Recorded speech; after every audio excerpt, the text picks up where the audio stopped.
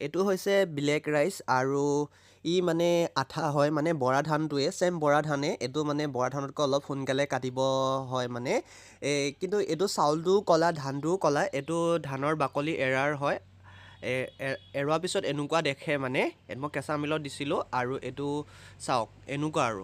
আৰু এতিয়া মই আপোনালোকক দেখাই আছোঁ চাউলৰ বাকলি এৰোৱাৰ পিছত কেনেকুৱা হয় আৰু এইটো চাওক এইটো চাউলৰ বাকলি এৰাৰ পিছত এনেকুৱা হয় মানে অলপ অলপ ক'লা ক'লা আছে আৰু বগা বগা হৈ আছে তো এইটো হৈছে ব্লেক ৰাইচ এইটো আঠা আছে ইয়াৰ আৰু ই খাবৰ কাৰণে বহুত ভাল হয় মানে এইটো মানে পিঠা কেক এইবোৰ বস্তু বনায় তো এইটো খাবৰ কাৰণে বহুত ভাল হয় ইয়াতে বহুত ধৰণৰ মানে বেমাৰ গুণ আছে মানে তো সেইকাৰণে আৰু ই ভাল